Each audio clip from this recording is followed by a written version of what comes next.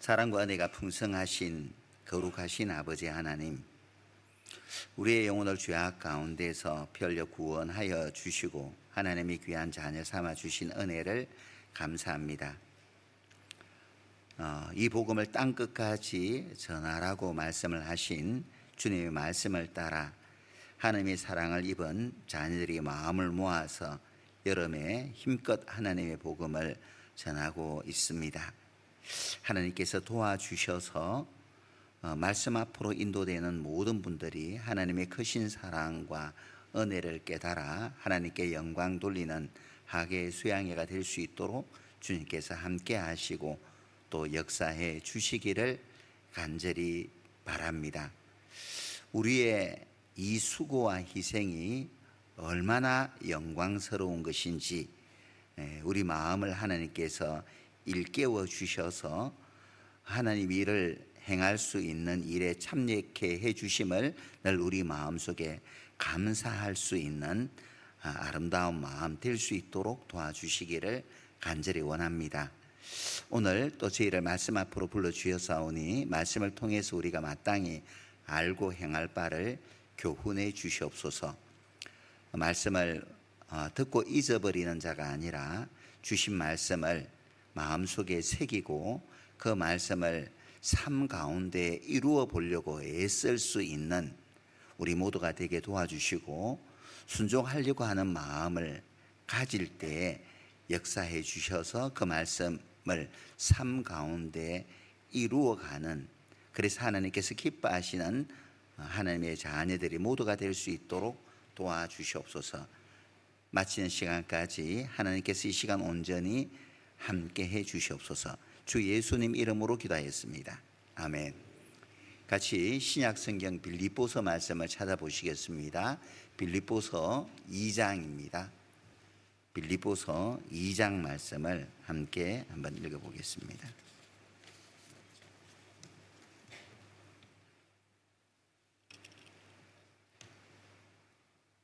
(2장) 19절부터 제가 한번 읽어보겠습니다. 내가 디모데를 속히 너희에게 보내기를 주 안에서 바람은 너희 사정을 알므로 안위를 받으려 함이니, 이는 뜻을 같이하여 너희 사정을 진실히 생각할 자가 이밖에 내게 없음이라. 저희가 다 자기 일을 구하고 그리스도 예수의 일을 구하지 아니하되 디모데의 연단을 너희가 안하니, 자식이 아비에게 한같이 나와 함께 복음을 위하여 수고하였느니라. 그러므로 내가 내 일이 어떻게 될 것을 보아서 곧 이 사람을 보내기를 바라고 나도 속히 가기를 주 안에서 확신하노라. 그러나 내가 에바브로디도를 너희에게 보내는 것이 필요한 줄로 생각하노니, 그는 나의 형제요 함께 수고하고 함께 군사된 자요 너희 사자로 나 있을 것을 돕는 자라. 그가 너희 무리를 간절히 사모하고 자기 병든 것을 너희가 들은 줄을 알고 심히 근심한지라. 제가 병들어 죽게 되었으나 하나님이 저를 긍휼히 여기셨고 저뿐 아니라 또 나를 긍휼히 여기사 내 근심 위에 근심을 면하게 하셨느니라. 그러므로 내가 더욱 급히 저를 보낸 것은 너희로 저를 다시 보고 기뻐하게 하며 내 근심도 덜려 함이니, 이러므로 너희가 주 안에서 모든 기쁨으로 저를 영접하고 또 이와 같은 자들을 존귀히 여기라. 제가 그리스도의 일을 위하여 죽기에 이르러도 자기 목숨을 돌아보지 아니한 것은 나를 섬기는 너희의 일의 부족함을 채우려 함이니라. 우리가 함께 읽었던 이 빌립보서는 사도 바울이 로마 옥중에서 빌립보 성도들에게 보낸 편지이기 때문에 옥중 서신으로 분류되고 있습니다.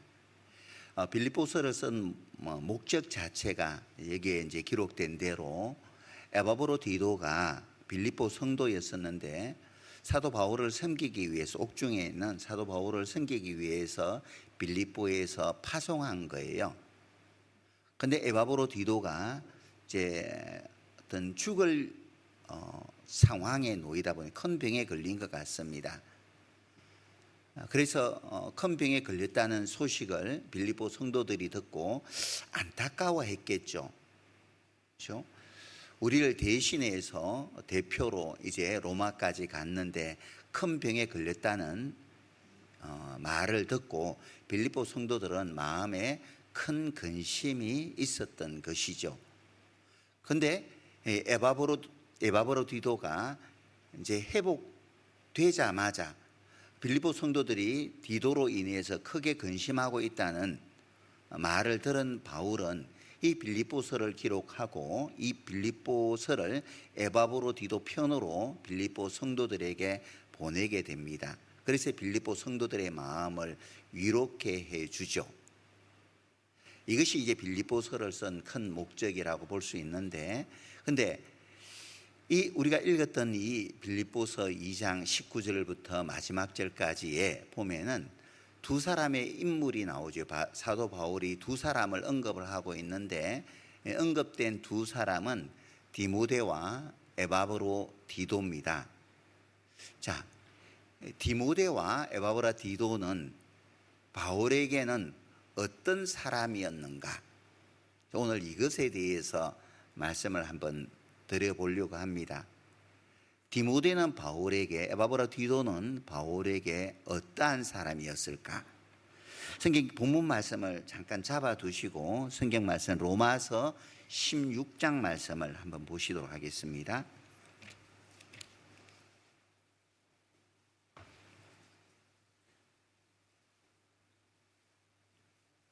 21절입니다. 로마서 16장 21절입니다.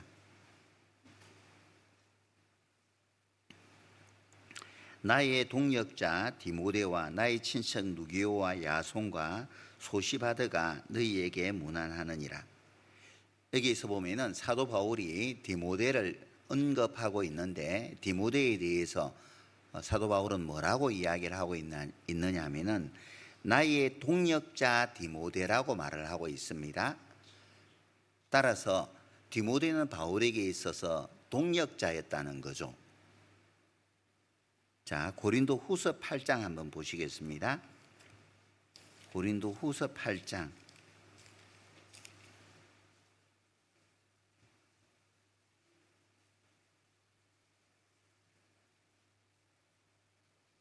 23절입니다. 디도로 말하면 나의 동무요 너희를 위한 나의 동역자요 우리 형제들로 말하면 여러 교회의 사자들이요 그리스도의 영광이니라. 디도를 말할 때 사도 바울은 그는 나의 동역자라고 말을 하고 있습니다. 자, 디모데도 바울에게 있어서는 동역자고 디도도 바울에게 있어서는 동역자였다라고 말을 하고 있습니다. 동역자라는 것은 원어에, 헬라어 원어에 보면은 수네르고스라고 되어 있는데, 이것은 어떤 뜻이냐면은 주종의 관계가 아니라 수평적인 관계에서 더 나은 일을 위해서 협력하는 사람이라고 되어 있어요. 수평적인 주종의 관계가 아니라 수평적인 관계에서 보다 선한 일을 위하여 마음을 모아서 함께 일하는 사람, 이것이 동역자라는 겁니다. 디모데는 바울에게 있어서 동역자예요. 디도도 마찬가지죠. 무엇의 동역자냐면은 복음을 전하는 데 동역자였다는 겁니다. 사도 바울은 복음을 위해서 부름을 입었고 복음을 전하는 일에 그의 삶을 걸었던 분이셨죠. 바울이 복음을 전하는데 곁에서 함께 힘을 보태어 주었던 사람이 디모데였고 디도였다는 사실이죠. 자, 동역자하고 비슷한 단어가 있죠. 동역자와 비슷한 단어는 동업자입니다. 비슷하죠, 그죠? 근데 동역자와 동업자는 많은 부분에 있어서 차이가 있죠. 동업자는 사업을 함께 하는 사람이잖아요. 그래서 같이 투자하고 이익을 분배하는 사람이 동업자입니다. 근데 동역자들은 끝까지 함께 하지만은 동업자는 함께 일하다가 나누어지는 사례들이 참 많이 있습니다. 자, 왜 나눠지느냐 하면은 동역자는 어떻게 했든지 간에 내가 짐을 더 많이 지려고 하는 반면에 동업자는 어떻게 해서든지 간에 그 짐은 내가 덜 지려고 하는 것이 동업자죠. 동역자는 고난에 관심이 있는 사람이고, 동업자는 영광에 관심을 갖는 사람이 동업자죠. 동역자는 일을 많이 하려고 하고, 동업자는 이익을 많이 가지려고 합니다. 동역자는 고난을 나누려 하고, 동업자는 이익을 나누려고 하죠. 동역자는 상대방의 수고에 관심을 가지고, 동업자는 자기의 수입에 관심을 가집니다. 그래서 동역자는 고난에 끝까지 참여하게 되고, 동업자는 이익이 사라지면은 그냥 가차없이 떠나는 것이 동업자죠.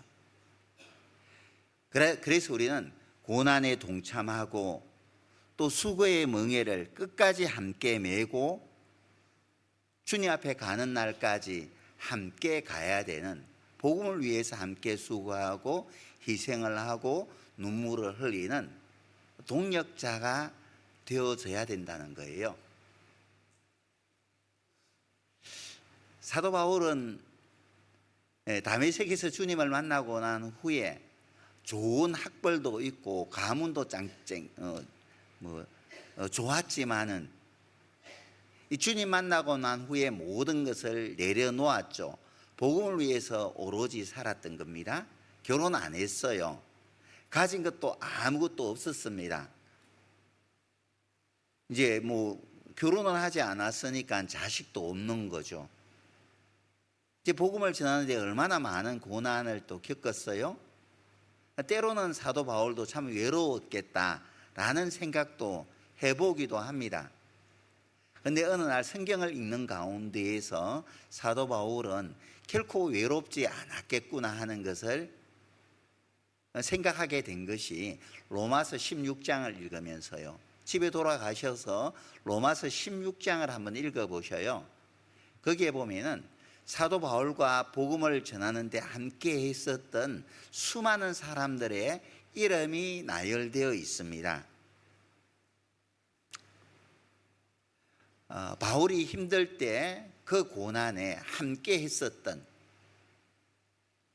눈물을 흘릴 때 함께 눈물을 흘리고 영광을 얻게 되었을 때 함께 영광 얻기를 기뻐했었던 많은 동역자들이 있었기 때문에 사도 바울은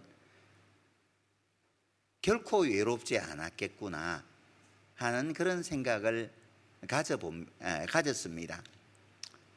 이제 복음을 전하다 보면은 때로는 가족들에게도 또 배척을 당하고, 형제간들에게도 따돌림을 당하고, 친구들에게도 때로는 따돌림을 당하는 이상한 사람 취급을 당하기도 하죠.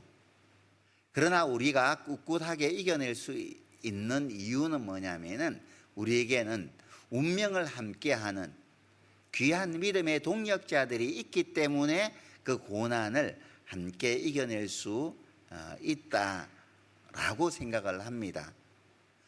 말로만 형제 자매가 아니라 진정으로 주님의 피로 거듭난 우리는 형제 하나님의 자녀이기 때문에 형제 자매요, 복음을 위해서 함께 수고하는 사람이기 때문에 동역자라는 거죠.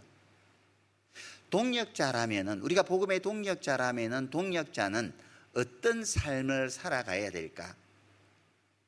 자, 빌립보서 2장으로 다시 돌려보시겠습니다. 2장 20절 말씀.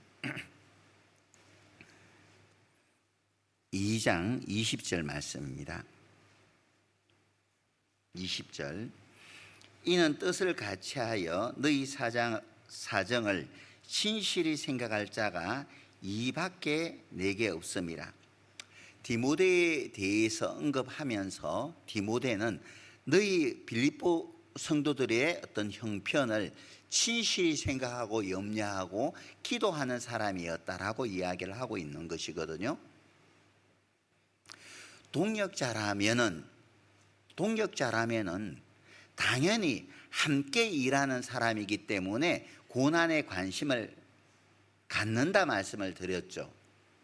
그래서 디모데는 빌립보 성도들이 처한 형편을 알고 항상 깨어서 빌립보 성도들을 위해서 기도했던 사람이라는 것을 볼 수 있는 거예요. 나만 문제 없으면 괜찮아가 아니라, 우리가 구미교회 전체 카톡방에 이제 종종 기도 부탁을 올리기도 하잖아요. 우리가 복음의 동역자라면은 누군가가 애타게 한 영혼을 전도하기 위해서 수고하고 희생하고 애쓰는 것을 본다면은, 내가 그것을 읽는다면은 보고 읽고 하는 것으로 끝내는 것이 아니라 그 현장에 몸은 함께하지 못할지라도 마음으로 함께해 주고 그리고 함께 기도해 주는 것이 진정한 동역자라는 거예요. 힘든 것을 보고도 외면을 한다면은, 함께 그 고난에 참여하지 않는다면은 우리는 복음의 동역자라고 말할 수 없을 겁니다. 느헤미야는 페르시아의 술 맡은 관원장이었었죠. 수상궁에서 편안하게 관직을 누릴 수 있었음에도 불구하고 몸은 수상궁에, 페르시아의 수도인 수상궁에 머물고 있었지만은 마음은 예루살렘을 항상 향하고 있었죠. 그래서 예루살렘에서 어떤 사람이 돌아오면은 예루살렘의 형편을 계속 물었던 겁니다. 예루살렘의 형편이 나아지지 않는 것을 보고 마음이 불타올랐던 거예요. 그래서 왕 앞에 서게 되었을 때에는 술을 맡은 관원장이었기 때문에 먹는 음식을 주관하는 사람이기에 전혀 어떤 얼굴에 변화가 있어서는 안 되는데, 흑심을 품으면 얼굴에 나타나잖아요. 얼굴에 감추려고 해도 나타날 수 있기 때문에 얼굴이 변한다는 것은 있을 수 없는 일임에도 불구하고 민족의 형편을 생각하니까는 근심하지 않을 수 없었던 거예요. 그래서 아닥사스다 왕이 너 왜 그래? 왜 그래? 낯빛이 왜 그래? 그래서 자기 민족의 형편을 고하잖아요. 기도하고. 그래서 왕은 느헤미야의 청을 들어주게 됩니다. 그래 가라. 모든 정권을, 예루살렘의 정권을 너에게 줄 테니까 너 성벽 쌓는 거 마무리 하거들랑 다시 수상궁으로 돌아와서 너 맡은 일 해. 허락해 주잖아요. 그래서 느헤미야가 돌아가서 무너진 성벽을 52일 만에 건축을 하게 되지 않습니까? 무너진 신앙의 마음을 다시 일으켜 준 사람이 느헤미야였던 거예요. 동역자라면은 마땅히 그래야 되는 겁니다. 날이 무척 덥습니다. 그 어느 때보다도 어디예요? 그 양산에서는 41.7도를 전국의 최고 기온을 계속 연일 경신해 간다고 하죠. 양산도 덥고 구미도 못지않게 덥습니다. 더울 때는 누구든지 다 힘들어요. 숨쉬기도 힘들죠. 그죠? 이번에 학예 수양회 때는 그나마 좀 나았다 생각합니다. 저는 제 1차, 2차 학예 수양회를 참석하고 4차 학예 수양회를 참석했는데 1차, 2차에 비해서는 4차가 훨씬 더 환경적으로는 나았다고 생각을 해요. 사람 평일에 이제 수양회를 진행하다 보니까 사람들도 적게 오셨을 뿐만 아니라 날씨도 그 1차, 2차에 비해서 훨씬 더 시원했었어요. 그럼에도 불구하고 무척 더웠죠. 그곳에서 이루어진 영혼을 전도하는데 힘을 돕기 위해서 수고하시는 분들이 많이 계셔요. 우리는 더위를 피해서 집 안으로 들어가서 선풍기를 켜고, 좀 더 너무 더우면 에어컨을 켜고 난 후에 시원하게 거실에서 쉴 수 있고, 또 사무실에서 또 쉴 수도 있습니다. 하지만 진정한 믿음의 동력자라면은 그곳을 생각하는 거예요. 그리고 함께 마음으로 참여하는 것이 진정한 동력자가 아닐까요? 제가 갓 구원받은 지 1년 반 만에 군대를 가게 되었습니다. 군대 가기 전에 이제 학예 수양에 봉사하다가 그 다음 날에 군대 입대했거든요. 도중에 이제 하루인가 남겨두고 군 입대 때문에 봉사 그만두고 바로 이제 고향으로 가서 바로 그 다음 날 군 입대를 했습니다. 군 입대를 하면서 이제 보초를 서는데요, 생각이 나요. 이 시간에는 교회학교 시간인데 교회학교에서 재미있게 학생들이 찬송 율동하겠구나. 지금 이 시간에는 말씀 시간인데 누가 교회당에 왔을까 생각이 나는 거예요. 그리고 기도가 되는 겁니다. 어디 있든지 간에 동력자라면은 함께하는 사람들에게 마음이 가요. 그리고 어려운 일이 있으면 더 마음이 가죠. 그리고 함께 고난에 참여하고 함께 기도해 주는 사람이 동력자인 거예요. 고린도 후서 11장 말씀을 보시겠습니다.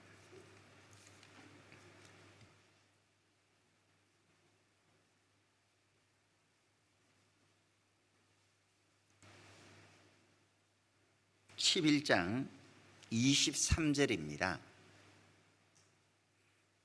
저희가 그리스도의 일꾼이야 정신없는 말을 하거니와 나도 더욱 그러하도다. 내가 수고를 넘치도록 하고 옥에 갇히기도 더 많이 하고 매도 수없이 맞고 여러 번 죽을 뻔하였으니 유대인들에게 40에 하나 감한 매를 5번 맞았으며 3번 태장으로 맞고 1번 돌로 맞고 3번 파선하는데 일주야를 기품에 지냈으며 여러 번 여행의 강의 위험과 강도 위험과 동족의 위험과 이방인의 위험과 시내의 위험과 광야의 위험과 바다의 위험과 거짓 형제 중의 위험을 당하고 또 수고하며 애쓰고 여러 번 자지 못하고 줄이며 목마르고 여러 번 굶고 춥고 헐벗었노라. 28절 29절 말씀은 같이 한번 읽어보겠습니다. 이 여일은 고사하고 오히려 날마다 내 속에 눌리는 일이 있으니 곧 모든 교회를 위하여 염려하는 것이라. 누가 약하면 내가 약하지 아니하며 누가 실족하게 되면 내가 예타하지 않더냐. 앞에 23절부터 27절까지는 사도 바울이 복음을 전하는 가운데 겪게 되었던 고난에 대해서 말하고 있습니다. 우리가 생각하는 그런 고난의 정도가 아니에요. 만약에 내가 이런 고난을 겪는다면은 아마 이 자리에 있을 수 없지 않을까. 사도 바울은 우리가 생각하는 그 이상의 고난을 당했음에도 불구하고 한 번도 하나님 원망하지 않거든요. 누구를 향해서 원망하는 말 없어요. 특히나 본문 말씀은 고린도 성도들에게 보내는 편지인데 고린도 성도들은 바울에게 대해서 어떻게 했어요? 엄청 공격했죠. 이로 말할 수 없이 고린도 성도들은 사도 바울을 힘들게 했던 성도들이었습니다. 육신적으로는 어떨까요? 그렇게 바울을 힘들게 했으면은 꼴도 보기 싫지 않겠어요? 그렇잖아요. 근데 사도 바울은 그렇지 않았어요. 그렇게 힘든 고난 가운데에서도 고린도 성도들을 염려했던 것을 볼 수 있잖아요. 누가 약하면 내가 약하지 아니하며 누가 실족하면 내가 애타하지 않더냐. 항상 성도들을 마음에 품었던 거죠.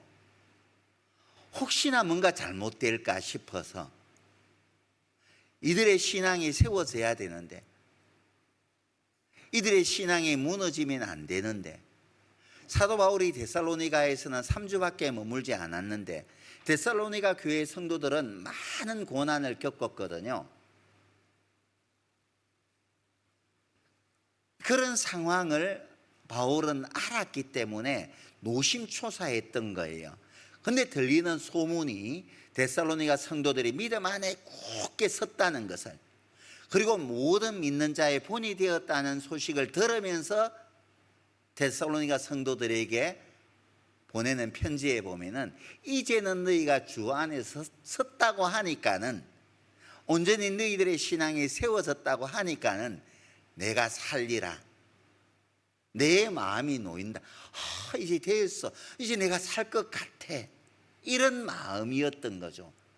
그만큼 데살로니가 성도들을 아꼈다는 그런 의미잖아요. 동역자는 이와 같은 거예요. 누가 보이지 않으면 누가 왔는지 안 왔는지 전혀 관심이, 옆에 우리 구역 식구들이 한 주를 빠지고 두 주를 빠지고 3주째 나오지 않아도 나왔는지 나오지 않았는지 모른다면은 그 동역자가 아니죠. 정말 우리가 교회 형제 자매들이 서로, 너희는 서로 돌아보아 사랑과 선행을 격려하며, 서로 돌아보아 사랑, 동역자기 때문에 서로 돌아보아 사랑과 선행을 격려하는 거잖아요. 근데 뭐 한 주를 빠지고 두 주를 빠져도 나왔는지, 누구 집안에 누가 부모님이 돌아가셨는지 형님이 돌아가셨는지 전혀 관심도 없다면은 그건 동역자가 아니죠. 그렇잖아요. 동역자는 서로가 서로에 대해서 관심을 갖는 거예요. 어려움이 있으면 그 어려움을 함께 하고, 이 동역자잖아요. 고린도후서 7장 말씀을 한번 돌려봅시다. 앞으로 조금만 넘겨서 7장 2절입니다. 2절 3절을 같이 한번 읽겠습니다. 마음으로 우리를 영접하라. 우리가 아무에게도 불의를 하지 않고 아무에게도 해롭게 하지 않고 아무에게도 속여 빼앗은 일이 없노라. 내가 정죄하려고 이 말을 하는 것이 아니라 이전에 말하였거니와 너희로 우리 마음이 있어 함께 죽고 함께 살게 하고자 함이라. 고린도 성도들이 그렇게 사도 바울을 힘들게 했지만 사도 바울은 함께 죽고 함께 살고자 함이라. 함께 했었다는 거죠. 몸은 물론이고 마음까지 함께 했었다는 겁니다. 우리는 그런 복음의 동역자가 되어서야 된다는 거예요. 함께 가는 거죠. 주님 앞에 가는 그날까지. 담쟁이라는 시 아셔요? 그 시를 보면은 제가 한번 읽어봐 드릴게요. 참 오래전에 한번 봤던 시인데 항상 마음속에 담고 있는 시인데요. 저것은 벽, 어쩔 수 없는 벽이라고 우리가 느낄 때, 그때 담쟁이는 말없이 그 벽을 오른다. 물 한 방울 없고 씨앗 한 톨 살아남을 수 없는 저것은 절망의 벽이라고 말할 때 담쟁이는 서두르지 않고 앞으로 나아간다. 한 뼘이라도 꼭 여럿이 함께 손을 잡고 올라간다. 푸르게 절망을 다 덮을 때까지 바로 그 절망을 잡고 놓지 않는다. 저것은 넘을 수 없는 벽이라고 고개를 떨구고 있을 때 담쟁이 잎 하나는 담쟁이 잎 수천 개를 이끌고 결국 그 벽을 넘는다. 담쟁이 넝쿨을 보면은 벽을 타고 기어 올라가잖아요. 처음에는 한 줄기가 올라가더니 나중에는 그 벽을 담쟁이 넝쿨이 덮어버리잖아요. 같이 함께 그 벽을 기어 올라서 기필코 그 벽을 다 덮어버리는 거예요. 혼자 가기보다는 함께 가는 거죠. 우리 주변에는 이끌어주고 챙겨주고 부둥켜 안고 가야 되는 많은 믿음의 연약한 지체들이 있는 거예요. 그런 지체들이 한 마음이 되었을 때, 서로가 서로를 이끌어 줄 때 하나도 실족함이 없이 끝까지 함께 갈 수가 있는 겁니다. 함께. 구미교회 올해 이제 목표가 전도 목표라고 하기는 좀 애매합니다. 총 우리 구미교회 등록 인원을 한번 300명으로 성인 이상으로, 이제 중고등부 학생은 죄송합니다. 성도수로 안 넣어서 성도수에 맞습니다. 그런데 성인 이상으로 해서 등록 인원을 한번 300명으로 한번 해서 한번 전도해 보자 하고 열심히 전도합니다. 오늘 아침에 이제 편성표를 쭉 이제 체크해 보니까 한 20명 정도 올해 구원받은 분들이 있고, 전입 인구도 꽤나 많이 있습니다. 이제 전입 인구도 많은 반면에 전출하는 식구들도 이제 굉장히 많이 나와요. 이제 다음 주에 또 2가정이 인사하게 될 건데, 참 열심히 전도하고 나면은 이제 어디 다른 데로 전출하시는 가정들도 있고, 또 이제 될 수 가급적이면은 실제 출석하는 인원으로 이제 등록 인원을 이제 체크하려고 애를 쓰는데요. 근데 이제 오랫동안 참 애가 타는 것이, 이제 교재에 오랫동안 나오지 않으면은 이제 식구들을 기타로 분류하고 또 기도 대상으로 남기고는 있습니다. 그런데 이제 계속 이제 오늘 아침에 그 대표자 회의할 때 매일 그 어머니에서 쭈꾸미 요리를 하라고, 그래서 입이 질리도록 쭈꾸미 요리를 하면은 누군가는 묻겠죠. 아이고, 쭈꾸미가 질리는데 왜 계속 쭈꾸미 요리만 해요? 그런 말이 나오면은 말해주라고. 쭈꾸미 있어야 된다고. 쭈꾸미 요리를 계속 몇 달간 계속 하시라고 그렇게 이야기를 했는데, 정말 우리가 구미교회를 사랑하고 또 한 명의 영혼이라도 더 챙기고 그런 마음들이 서로 통하게 될 거잖아요. 그런 사랑을 서로 느끼게 될 때 우리는 하나가 될 것이고, 하나가 되었을 때 더 복음의 역사는 폭발적으로 일어나리라고 생각을 합니다. 균열은 무너지는 것은 작은 구멍 하나에서 무너져 버리는 거예요. 균열이 발생하는 겁니다. 큰 댐도 바늘구멍 같이 작은 한 구멍이 생기면 그 구멍을 통해 그 구멍이 점차 커지게 되고, 그 구멍이 결국은 댐 전체를 무너지게 만들어 버리잖아요. 그래서 우리는 사랑으로 더 끈끈하게 하나가 되어져야 됩니다. 그리고 함께 서로 챙겨주고 이끌어주고, 뒤에 온다고 해서 왜 그러냐고 책망하기보다도 좀 이해해주고 배려해주고 그럴 수 있는 우리 모든 형제 자매들이 되었으면 합니다. 다시 빌립보서를 돌려보겠습니다. 2장 21절입니다. 2장 21절. 저희가 다 자기 일을 구하고 그리스도 예수의 일을 구하지 아니하되 디모데의 연단을 안 하니. 저희가 다 자기 일을 구하고 그리스도 예수의 일을 구하지 않은 거예요. 자기 일에는 열심인 겁니다. 열심히 공부도 하고 열심히 직장 생활도 하고 열심히 사업도 해요. 근데 열심히 자기 일은 하는데 그리스도 예수의 일은 구하지 아니했다. 근데 디모데는 그러지 않았다는 거죠. 디모데는 그러지 않았다는 겁니다. 우리가 살아가는 삶의 목적이 뭐예요? 구원받은 그리스도인들이 살아가는 삶의 목적이 무엇이며 왜 주님이 우리를 구원하셨어요?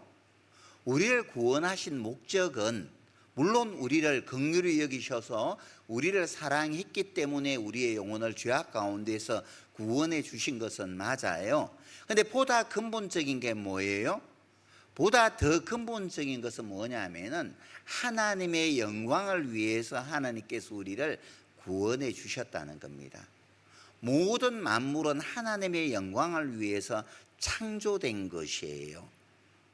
따라서 구원받은 우리는 삶의 목적이 하나님의 영광에 초점이 맞춰져 있어야 된다는 겁니다. 그런즉 너희는 먹든지 마시든지 무엇을 하든지 하나님의 영광을 위하여 하라 라고 말씀을 하고 있잖아요. 우리는 먹든지 마시든지 무엇을 하든지 먼저는 하나님의 영광을 위해서 살아가야 된다는 거예요. 하나님은 우리의 삶을 주목하셔요. 나의 앉고 일어섬을 아시며 멀리서도 나의 생각까지 통촉하시는 분이잖아요. 하나님은 우리 중심을 달아보시는, 행동을 달아보시는 분이라고 말씀을 하시잖아요.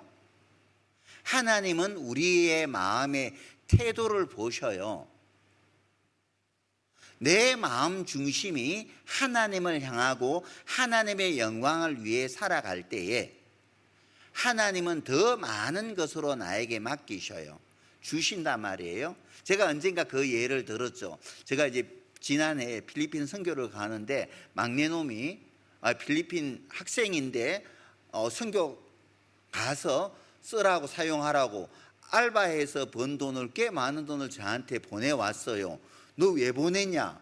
본인이 먼저 선교에 가서 보니까 돈이 많이 쓰일 것 같아서 보냈다는 거. 2만 원을 왜 나한테 보내 했더니 어쨌든 갔으라는 겁니다. 그리고 이제 카톡으로 보냈는데 확인을 하면은 그 송금 받기를 하면은 전화 끊을 테니까 빨리 아침에 송금 받기 누르라는 거예요. 그래서 이제 누르고 이제 필리핀에 들어갔죠. 참 그 돈 못 쓰겠더라고. 제가 가져간 돈도 있기 때문에. 이제 돌아왔어요. 한국으로 돌아왔어요. 그 돈을 돌려줬습니다. 그 돈만큼만 보냈을까요? 보태기 해서 보냈을까요? 네? 당연히 보태기 해서 보내죠. 그게 부모의 마음. 그러면서 하나님의 마음이 헤아려져요. 부모도 그래요. 자녀가 정말 부모의, 우리 자녀들, 이제 결혼한 자녀들도 단디 새겨두세요. 부모에게 뭔가를 섬기잖아요. 하나를 부모에게 섬기잖아요. 드리잖아요. 그 부모는 절대 그것을 안 잊어요. 대부분의 부모는 그렇습니다. 둘, 셋을 부모는 그 자녀에게 돌려줍니다. 그러나 자녀들이 내 것만 챙기잖아요. 자기 것만 딱 챙겨봐요. 저는 얌체네. 부모 압니다. 그래서 나중에는 나도 4살 또래 해야 되겠구나. 그렇게 돼버려요. 그러잖아요. 하나님의 자녀인 우리가 우리가 살아도 주를 위하여 살고 죽어도 주를 위하여 죽나니 사나 죽으나 우리는 주의 것이라고 고백은 하면서 내 것만 챙기잖아요. 내 가족 일 먼저 챙기고 내 사업 일 먼저 챙기고, 이게 되면 여분이 있을 때, 여유가 있을 때 하나님의 일을 한다. 하나님은 아시죠. 본문 말씀을 잡아두고 잠언 3장 말씀을 한번 읽어봅시다.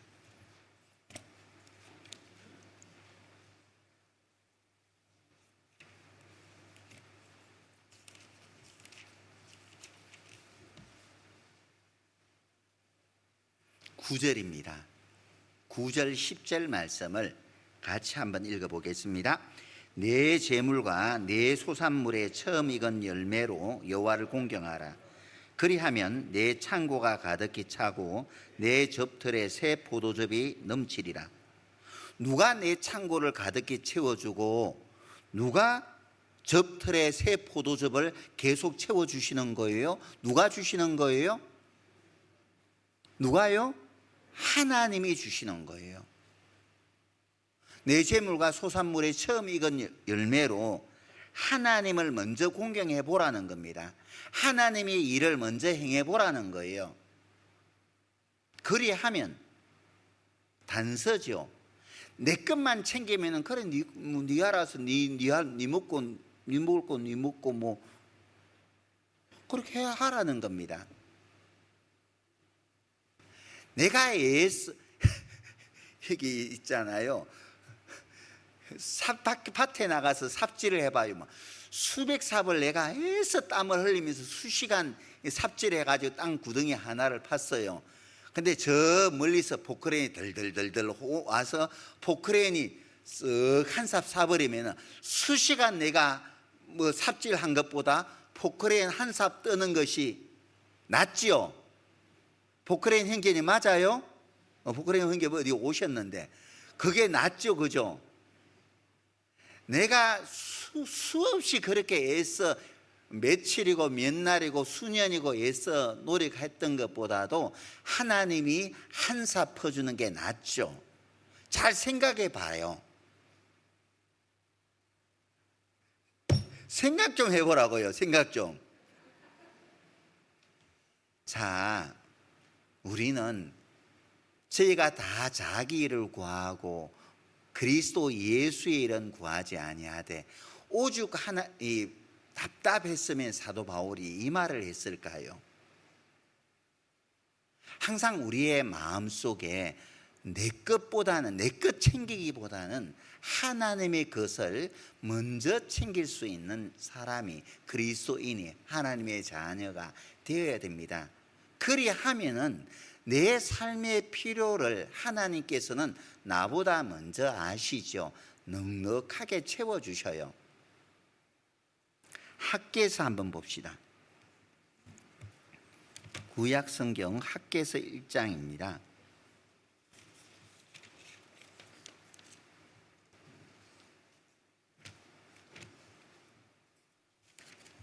마태복음에서부터 거꾸로 나가면 빨리 찾죠. 학개서 구약성경 1310페이지입니다. 1장 3절.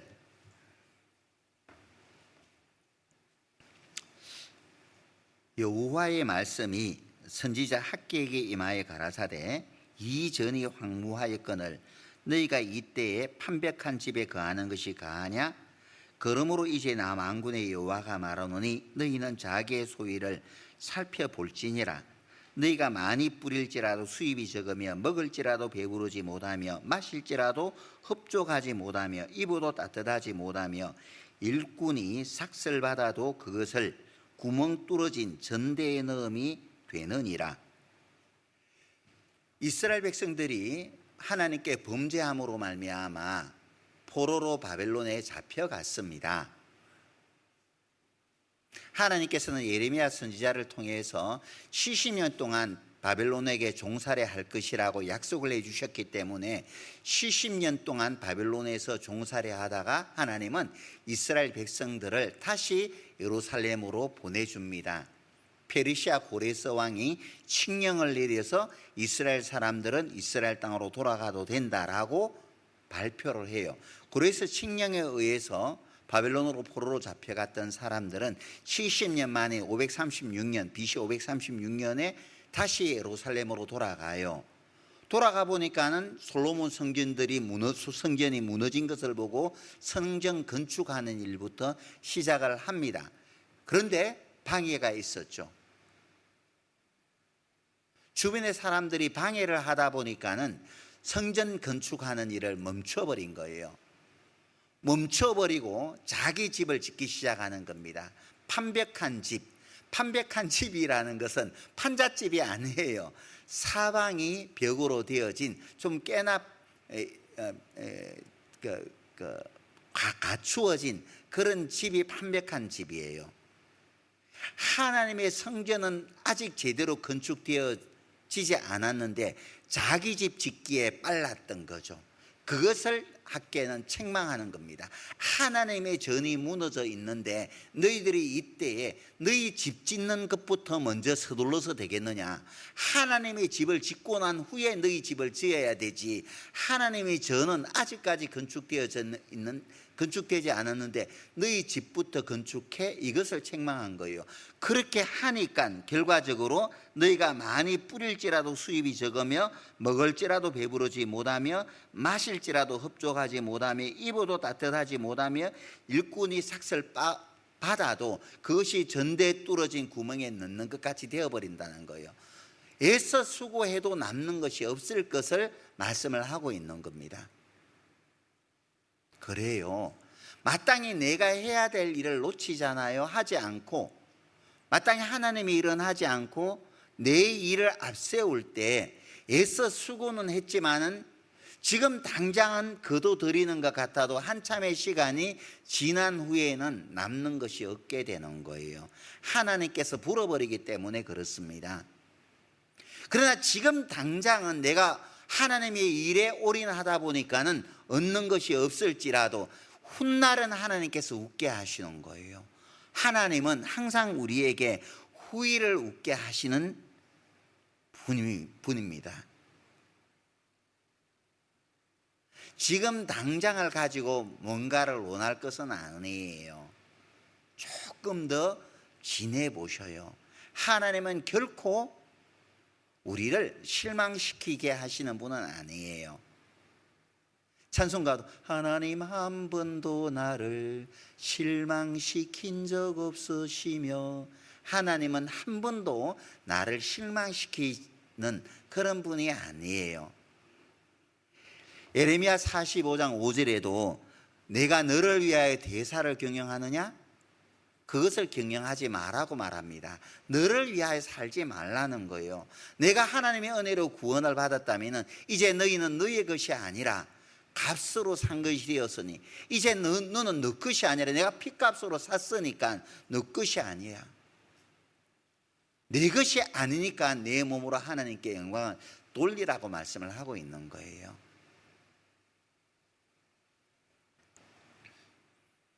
자, 다시 빌립보서 2장으로 다시 돌려보겠습니다.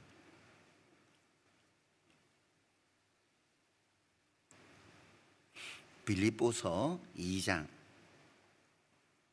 22절 디모데의 연단을 너희가 아나니 자식이 아비에게 한같이 나와 함께 복음을 위하여 수고하였느니라.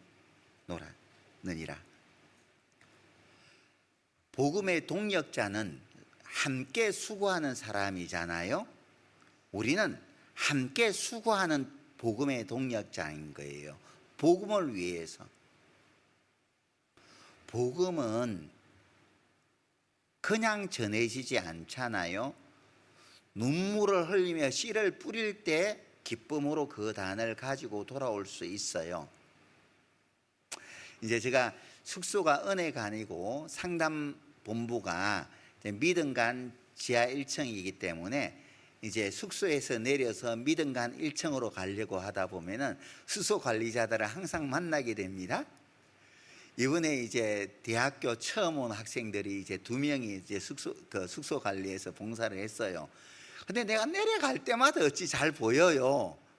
근데 이제 엄마들은 봉사에 이력이 있어가지고, 봉사한 경험이 있어가지고 기쁨으로 힘들지요 하면 아유 안 힘들어요 하면서 항상 웃으면서 안 힘들어요 안 힘들어요 해요. 근데 이제 청년 형제들, 이제 신입생도 올라오는 형제들에게 힘들지 하니까 얼굴이 완전 그냥 힘든 그 말이라고 해요. 막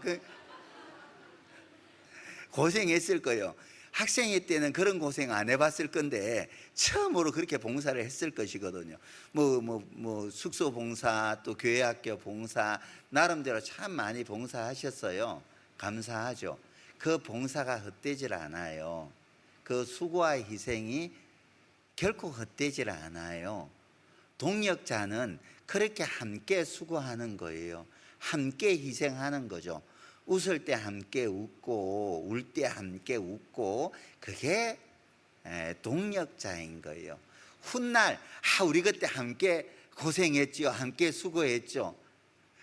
제가 이제 조금 전에 제가 말씀하셨잖아요. 수양회 봉사, 광주에서 전라도 화순에서 이제 수양회를 했었는데, 그때 제가 이제 경비 봉사를 했거든요. 그래서 그때는 철야로 이제 경비를 합니다. 학교에서 하다 보니까 이제 외부 사람들이 쉽게 들어올 수 있는 구조였기 때문에 밤새 경비를 하는 겁니다. 그때 경비대장이 이제 군인이에요. 한미연합사령부에서 복무하는 고위급 장교였었는데, 그래서 이제 같이 교제도 하고 하면서 이제 제가 도중에 이제 입대를 해야 되기 때문에 오늘까지만 제가 봉사하고 내일은 제가 군대 입대 때문에 다시 고향으로 돌아가서 입대해야 됩니다 하니까는 어디로 가? 묻더라고요. 그래서 아니 논산으로 갑니다. 그래 알았어 하고 이름을 적더라고요.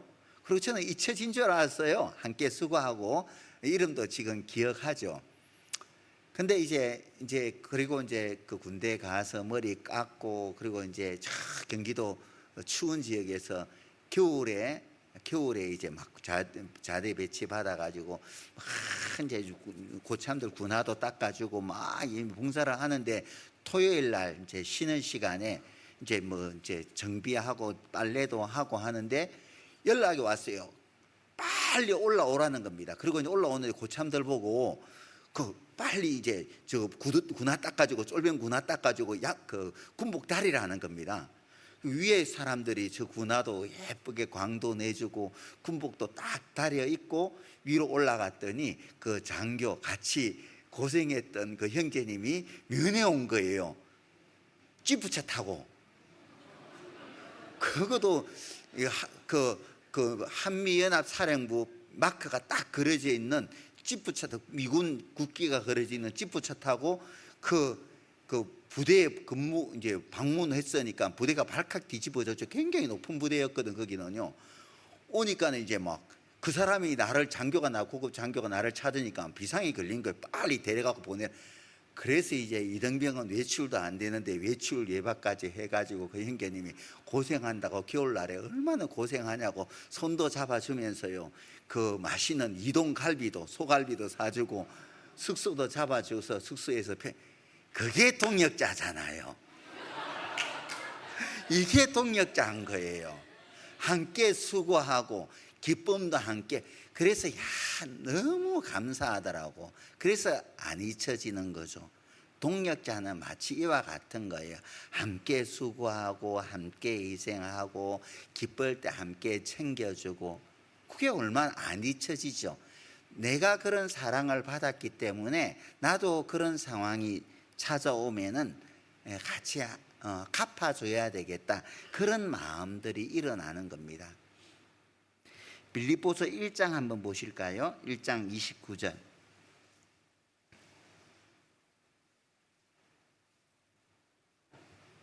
1장 29절 같이 한번 읽어보겠습니다. 그리스도를 위하여 너희에게 은혜를 주신 것은 다만 그를 믿을 뿐 아니라 또한 그를 위하여 고난도 받게 하려 하십니다. 영광을 받기를 원한다면은 우리가 영광을 위해 사는 거잖아요. 영광을 위해 내가 살기로 작정하면은 고난 받기를 조금도 우리는 주저하지 말아야 됩니다. 고난 받을 때 영광은 따라와요. 이 세상에서의 영광과 비교할 수가 없죠. 이번에 월드컵에서 스페인이 우승했죠. 지난 월드컵에는 아르헨티나가 우승했다고 하는데 우리는 잊어버려요. 이제 뭐 한 몇 개월만 지나버리면은 올해 월드컵에서 어느 나라가 우승했지 잊어버려요. 뭐 지난번에 올림픽에서 금메달 누가 땄는지 우리는 다 잊어버리잖아요. 그 올림픽에서 금메달을 따기 위해서 월드컵에서 금메달을 따기 위해서 수년간 4년간 노력하잖아요. 그 영광은 잠깐 잊혀져 버려요. 그러나 훗날 우리가 주님 앞에 서게 되었을 때 하나님께서 우리에게 영광의 메달을 걸어주실 것인데 그 영광의 메달의 영광은 영원까지 가는 거잖아요. 잠시 반짝하고 잊혀질 영광이 아니라 영원토록 누리게 될 그 영광을 우리는 얻게 되는 겁니다. 이 땅에서 복음을 위해서 수고하고 희생할 때, 그래서 수많은 믿음의 자녀들이 수고와 희생과 또 기쁨으로 땀과 눈물을 흘리는 거예요. 그리고 그 영광이 침례식 때 나타나잖아요. 이번에 4차 때 침례식에 한번 다 보셨으리라고 생각을 합니다. 얼마나 뿌듯해요. 우리 그 구미교회에서도 많은 분들이 침례식을 받고 돌아오셨는데 뿌듯했잖아요. 그리고 이제 마지막 날 밤에 축하 박수도 쳐드렸다며요. 저는 상담하느라고 참여하지 못했는데 얼마나 기뻐요. 그렇잖아요. 우리는 이런 기쁨을 누리기 위해서 살아가는 겁니다. 내 자녀가 좋은 대학 들어갈 때도 물론 기쁘죠. 그러나 한 영혼이 주님께로 돌아와서 구원받았을 때 그 기쁨은 이루 말할 수 없는 겁니다. 이런 한 마리의 양을 찾았을 때, 이런 드라크마를 찾았을 때, 집 나간 탕자가 돌아왔을 때 너무 기뻐서 사람들을 불러다가 잔치했잖아요. 그것은 하나님의 마음이에요. 하나님 앞에 이르진 영혼이 주님께로 돌아왔을 때 하나님은 그렇게 기뻐하시는 겁니다. 하나님의 마음이 우리의 마음이 되어야 되잖아요. 하나님의 마음이 우리의 마음과 같으니까 우리 또한 이르진 영혼이 주님께로 구원받고 돌아왔을 때 함께 기뻐할 수 있는 겁니다. 그 기쁨을 누리기 위해서 우리는 기쁨으로 고난에 참여해야 하는 거죠. 복음의 동력자들은 기쁨으로 고난에 참여하는 사람인 겁니다. 고난을 회피하는 것이 아니라 고난을 기쁨으로 받아들일 수 있는 사람이 복음의 동력자일 수 있는 거예요. 2장 다시 돌려보죠. 25절. 그러나 에바브로디도를 너에게 보내는 것이 필요한 줄로 생각하노니 그는 나의 형제요 함께 수고하고 함께 군사된 자요, 함께 수고하고 함께 복음에 군사된 사람이다. 동력자들은요 하나님의 군사인 거예요. 우리는 주께서 전쟁케 하려고 우리를 부르셨잖아요. 그리고 능력으로 우리 띠를 띄우신 겁니다. 우리는 전쟁을 위해서 부름을 입은 하나님의 군사들이에요. 민수기는 수를 세는 거잖아요. 애굽에서 나온 사람들의 수를 세는 것이 민수기거든요. 수를 세는데 처음 수를 센 게 뭐예요? 군대의 수를 센 거예요. 출애굽한 사람들은 하나님께서 전쟁토록 하기 위해서 군사로 빼낸 사람들이었거든요. 그래서 군대의 수를 먼저 센 겁니다. 우리는 복음의 군사들인 거예요. 보이지 않는 영적인 세력들, 마귀의 세력들과 싸워서 마귀에게 사로잡힌 그 영혼들을 건지기 위해서 부름을 입은 사람들인 거죠. 에베소서 6장 한번 보시겠습니다.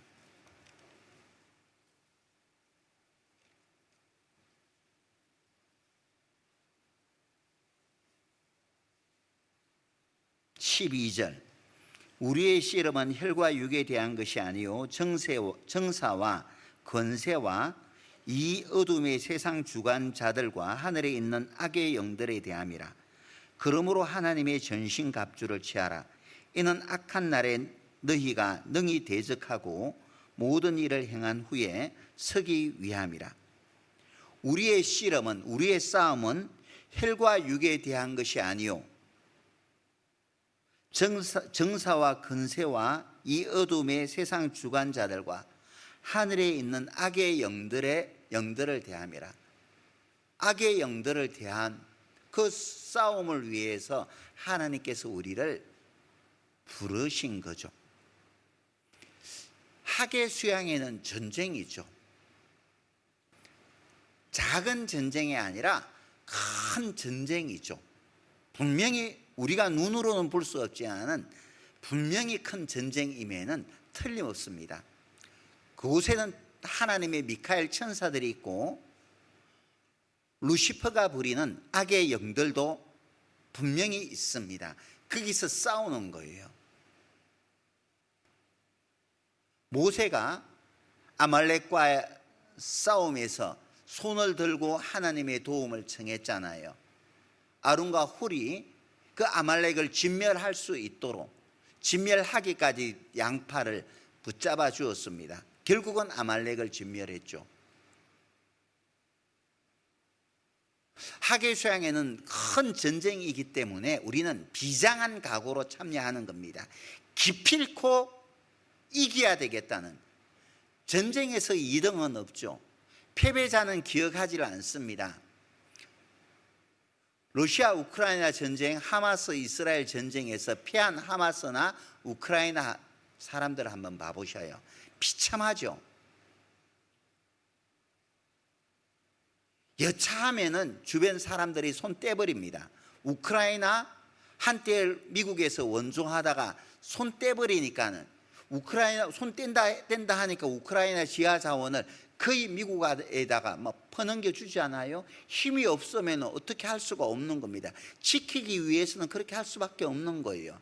전쟁에서 스스로의 힘을 기르지 못해서 피한다는 것은 정말 비참한 거예요. 누군가가 우리의 안보를 지켜주지는 않아요. 우리 스스로 지킬 수 있어야 되거든요. 이 전쟁에서 우리는 반드시 이겨야 되는 겁니다. 패배하면은 내 사랑하는 사람을 놓쳐버리는 거잖아요.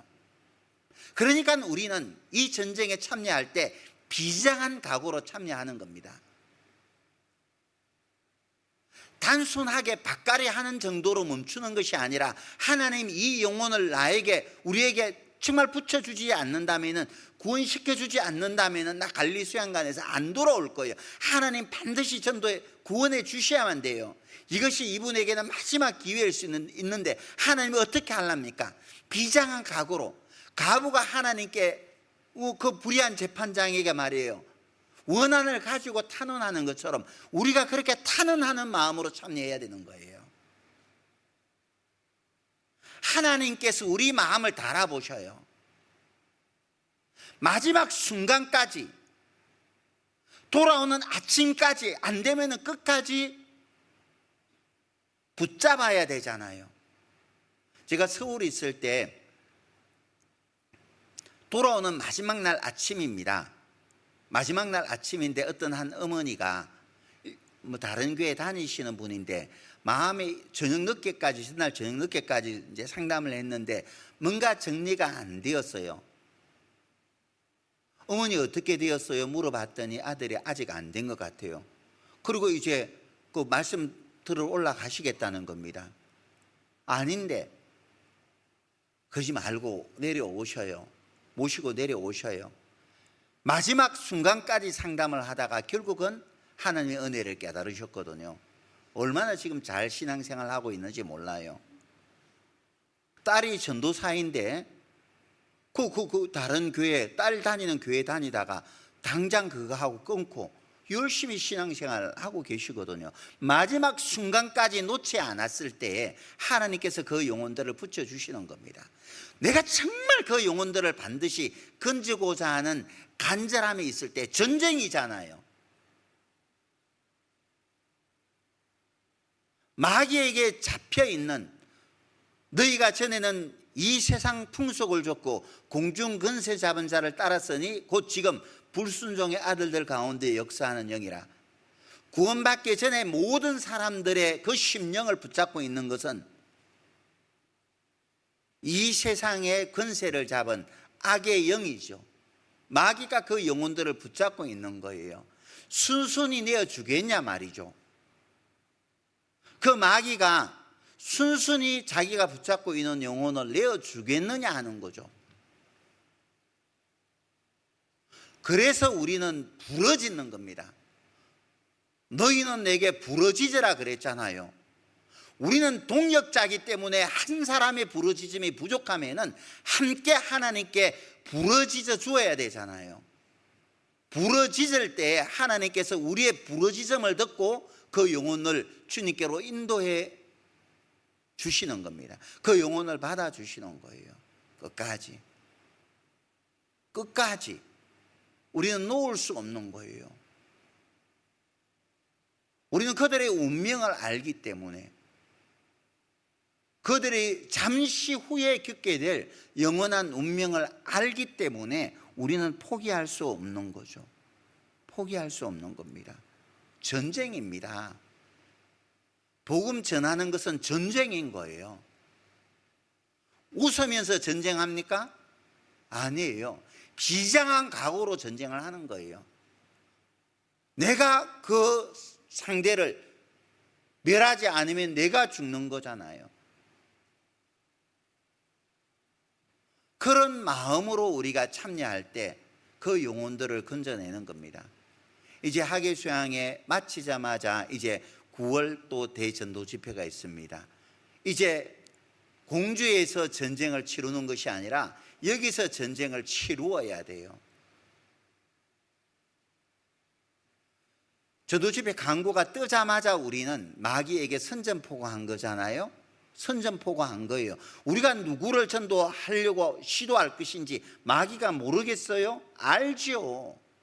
기도 부탁 올리는 명단들 마귀가 모르겠어요? 알지요. 물론 순순히 내어주겠냐고요. 뛰어들어가서 끄집고 나와야죠. 뛰어들어가서 어떻게 해서든지 간에 그 영혼을 내가 이번에 전도하지 않으면 멸망당할 수 있으니까 반드시 구해내야 되겠다는 그 절박한 마음이 있을 때 우리는 승리할 수 있거든요. 배수의 진을 치는 거죠. 반드시 이 전쟁에서 승리로 만들어야 되겠다는 배수의 진을 눈 크게 부릅뜨고 치고 전할 때 건져낼 수가 있는 거예요. 연례 행사가 아니잖아요. 전도 집회는. 또 전도 집회 하는가 보다. 학예 수양이 끝난 지 얼마 되지도 않은 또 전도 집회 하나? 맨날 듣던 말 또 하나?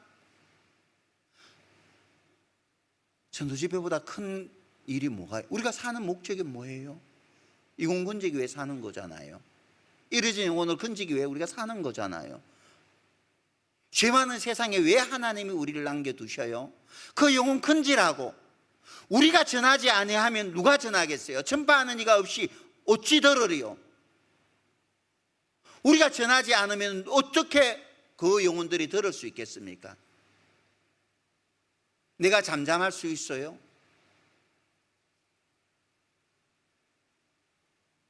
너는 사망으로 끌려가는 자를 건져주며 살육을 당하게 된 자를 구원하지 아니치 말라.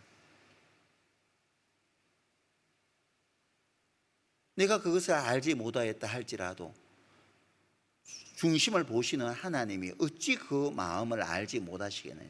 하나님은 아셔요.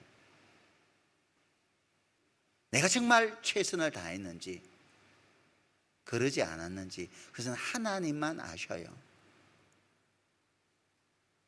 전쟁을 치르는데 다른 사람은 피 흘리며 전쟁을 치르고 있는데 나 혼자 편히 있어요?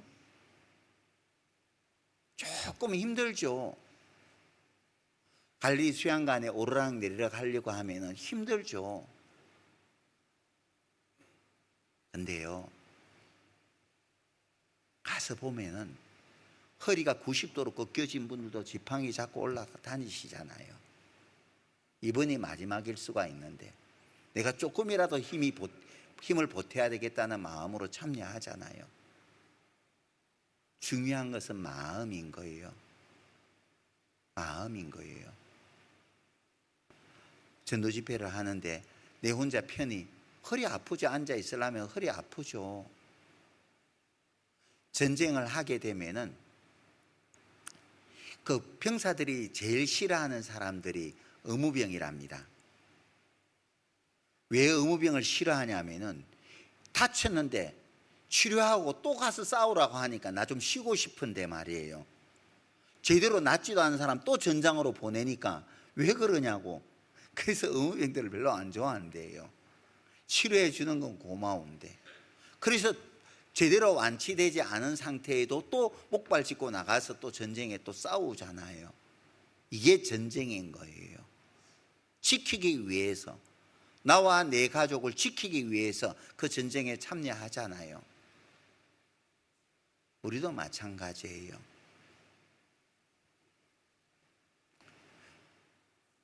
전도 집회 하면은 제일 안타까운 것이 이제 새로운 영혼들은 많이 오시는데 집에서 무슨 바쁜 일이 있으신지 몰라도 우리 식구들이 안 올 때, 참여하지 못할 때 가장 마음이 아파요. 함께 해야 되는데 이 전쟁에 우리가 정말 한 마음이 되었을 때 내가 인도하는 사람이 비록 없을지라도 기도해야지. 아론과 홀처럼 기도로 참여해야지.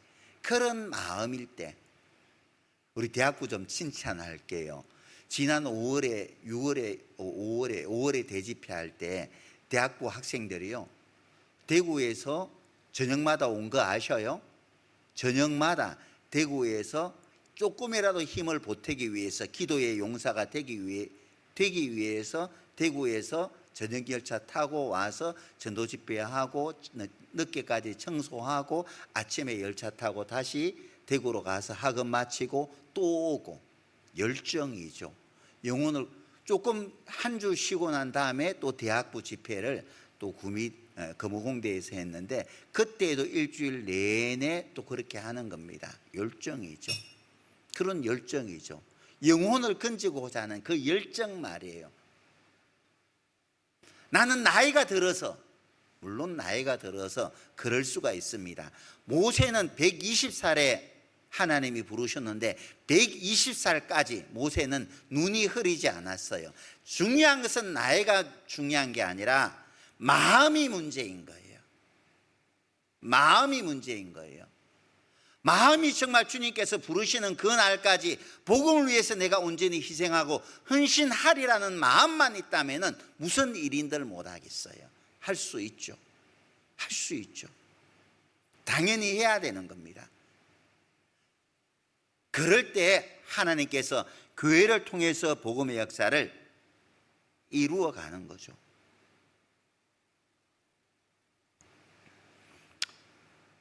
빌립보서 2장 돌려봅시다. 2장 25절.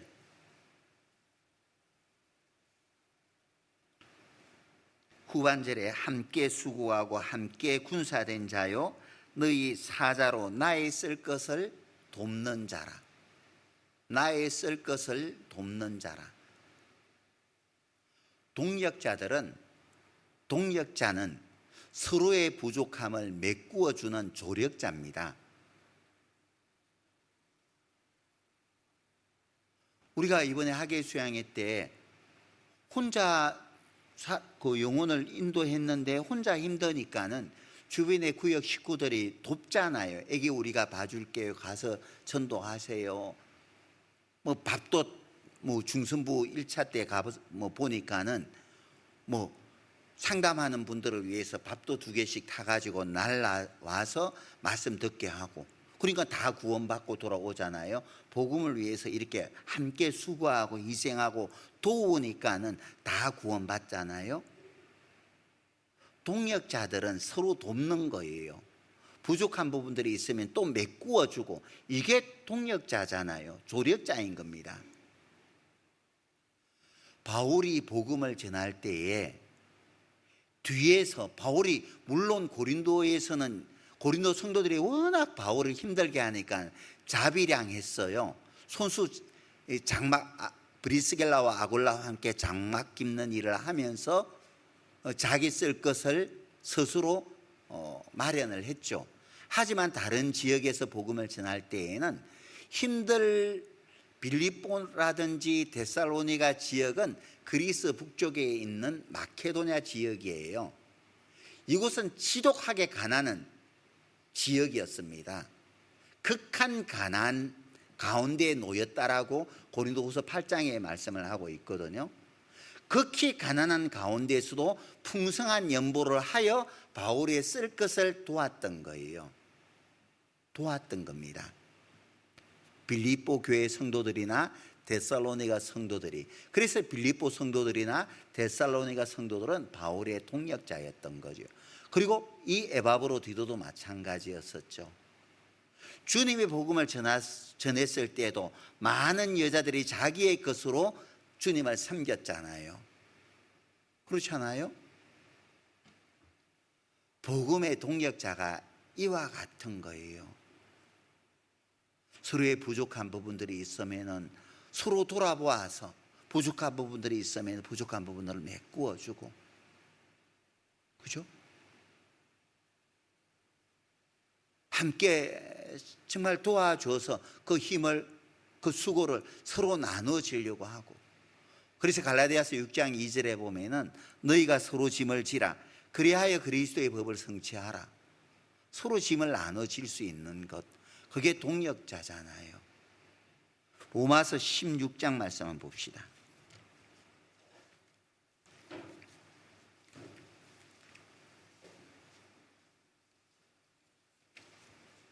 3절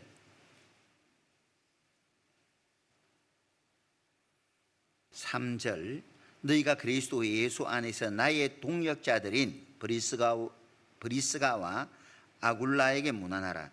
저희는 내 목숨을 위하여 자기의 목이라도 내어 놓았나니 나뿐 아니라 이방인의 모든 교회도 저희에게 감사하느니라. 바울의 동역자 두 사람이 나옵니다. 브리스가와 아굴라, 부부죠.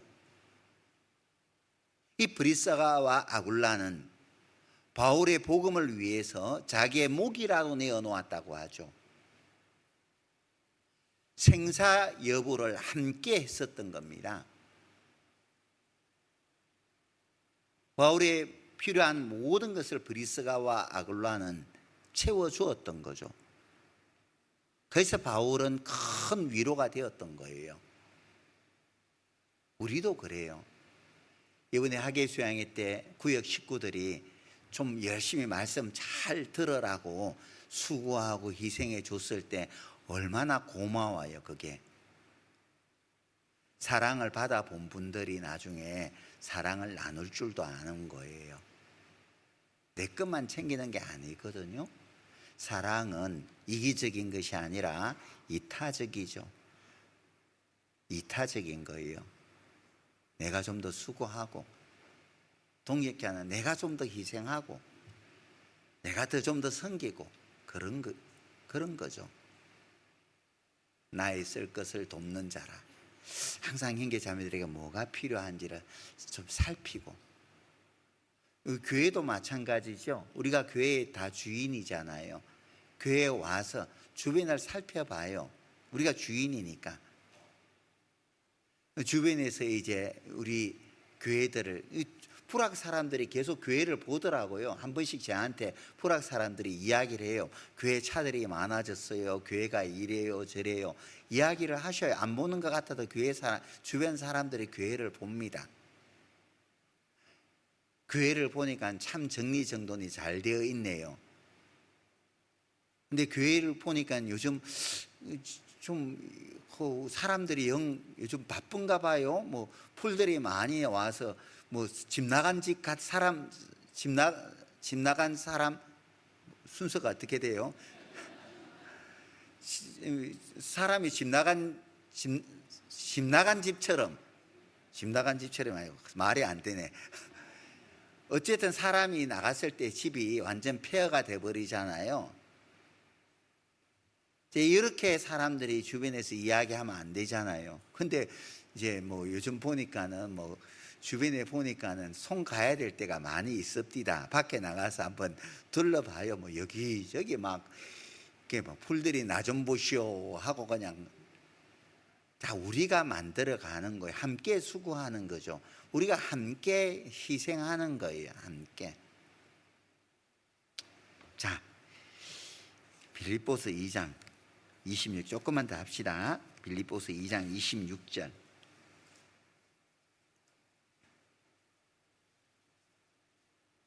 빌립보서 2장 26절. 그가 너희 무리를 간절히 사모하고 자기 병든 것을 너희가 들은 줄 알고 심히 근심한지라. 저가 병들어 죽게 되었으나 하나님이 저를 긍휼히 여기셨고 저뿐 아니라 나를 긍휼히 여기사 내 근심 위에 근심을 명케 하시느니라. 30절. 저가 그리스도의 일을 위하여 죽게 이르러도 자기 목숨을 돌아보지 아니한 것은, 복음의 동역자들은요, 자기 일보다도 남의 유익을 먼저 살필 줄 아는 사람이 동역자인 거예요. 에바브로 디도는 자기가 죽을 지경에 놓였어도 자기 몸부터 살핀 게 아니었거든요. 나를 섬기는 일에 너희의 부족함을 드러내지 않기 위해서 바울을 섬기는 일을 놓지 않았다는 겁니다. 그래서 하나님께서 에바브로 디도를 회복시켜 주신 거예요. 죽기에 이르러도 자기를 돌아보지 않았다고 되어 있잖아요. 이게 동역자인 거예요.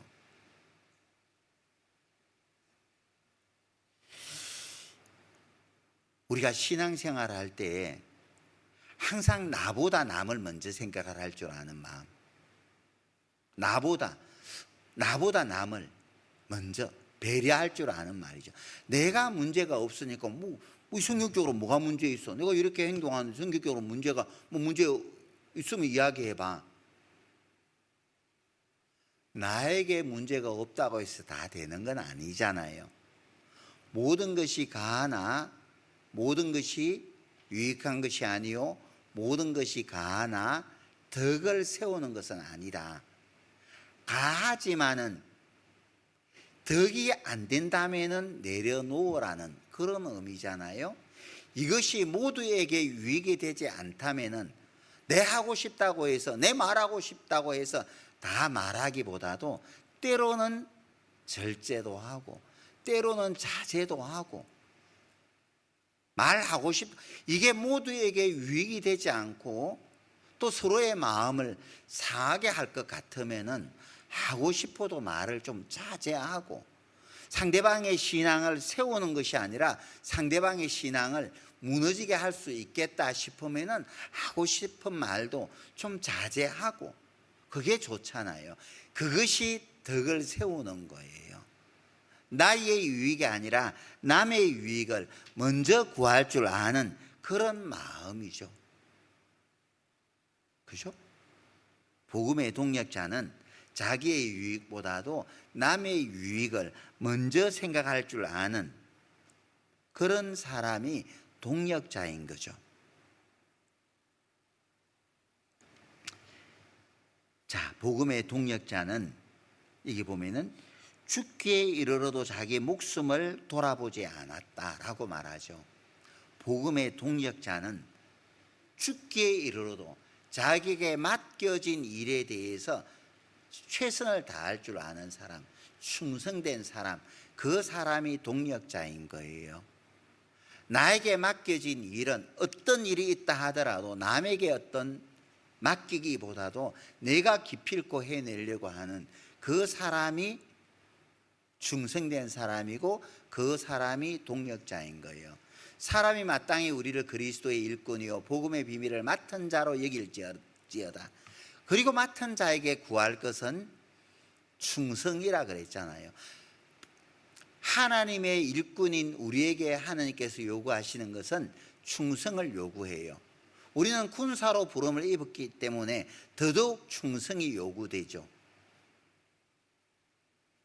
충성을 해야 되는데 어떻게 충성을 하는 거예요?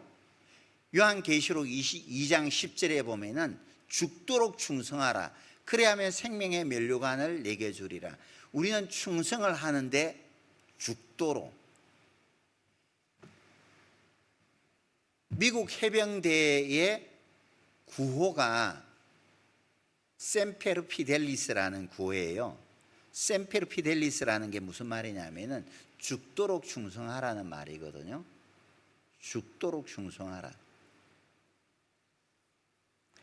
우리는 하나님의 좋은 군사로 부름을 입었기 때문에 하나님께서 부르시는 그 날까지 내 생명 다하는 그 날까지 기쁨으로 하나님의 일에 충성하는 거예요. 그리고 영광 가운데 주님 앞에 서게 되었을 때 주께서 우리 각자에게 뭐라 말씀하셔요? 잘하였도다 착하고 충성된 종아. 잘하였도다 착하고 충성된 종아. 우리 주님께서 다시 오실 날이 이제 얼마 남지 않았습니다. 곧 우리는 주님 앞에 각자가 서게 될 거예요. 단체상은 없죠. 각자 서게 될 겁니다. 각자 서게 되었을 때 부끄러운 모습으로 서기보다도 주님 앞에 칭찬받는 사람이 되어야 되지 않겠습니까?